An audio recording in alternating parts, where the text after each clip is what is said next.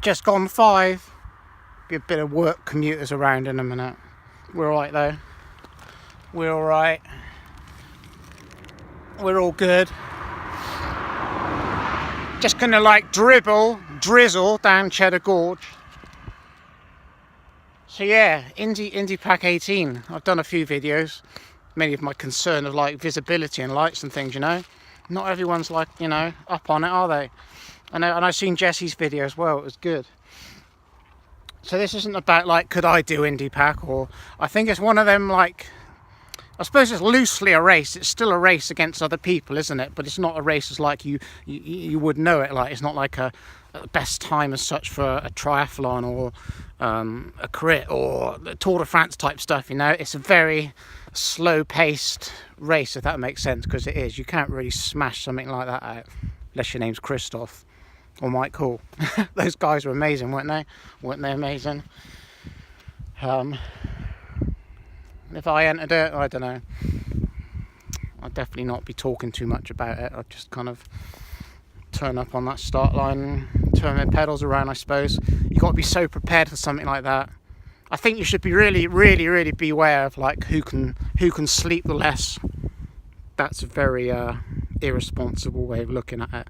And get as much sleep as you need, alright? Not skimp on sleep, because hey, that could kill you, couldn't it?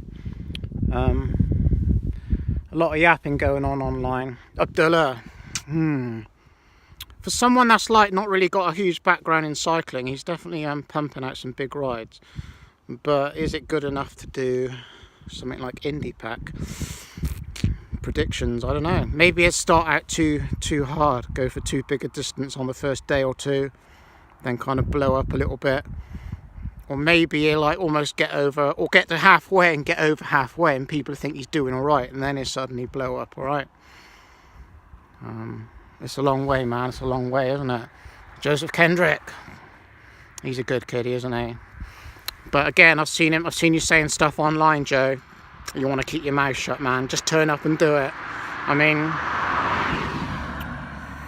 you know, there's so many people, like especially vegans now, thinking perhaps because they're vegan and they ride a bike and they've done a bunch of Everest attempts. I'm not having to go at you, Joe, not directly, but you got to put it into perspective. All because you're vegan doesn't mean you're necessarily going to do well at sports or cycling or athletics, does it? It's nothing to do with it, really.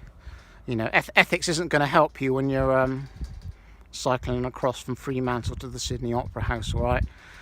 You're going to get people, as I said before, getting into service stops, all right? They're going to be chewing into them lamb chops, drinking lard tea, cheeseburgers without a problem. Basically, say if you're not vegan, you're not vegetarian, you can order whatever you like on that menu, all right, and wolf it down.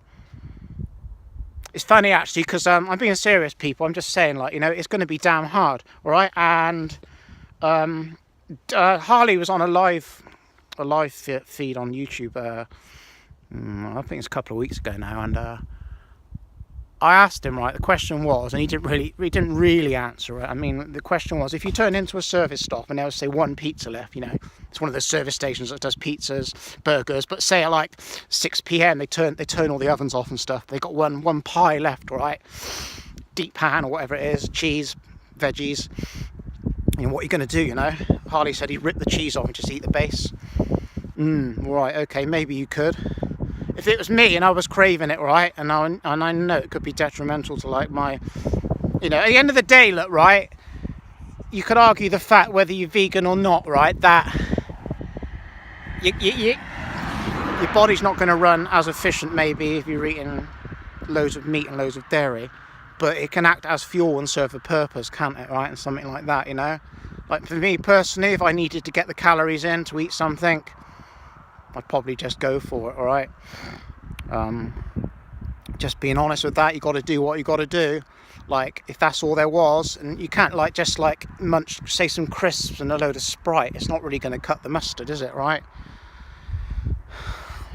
My point being, and being honest with saying that, is I'm not trying to upset anyone. I'm just being honest in the fact that you're gonna, that's a damn long way, man. That's just a seriously long way. And like, People are on about doing it on a fixie and stuff. I don't think they have any idea. And like a lot of these people have actually done multiple huge back-to-back rides. Abdullah hasn't, has he? Not really. Kendrick hasn't, not really. Not like loads. My friend Adam Watkins, I'd be putting my money on if he was doing that, or someone like another local chappy, Gareth Baines or something, man. Is he like a TCR winner, Gareth? Has he won it twice? But you know, I don't know if you're watching this, hi mate, or whatever. But people like that, local All Dax Father Christmases, you know, like I was mentioned the other day in videos, big guys with beards, they'd kick these people's asses, you know. I don't know. It's just like you got to be so prepared. You got to have your shit together, like, you know, your sleeping kit and everything, right? On saying that, I'm on the Curve Cycling Instagram. There's been some amazing photos of people that have actually gotten through. They qualified and they're through.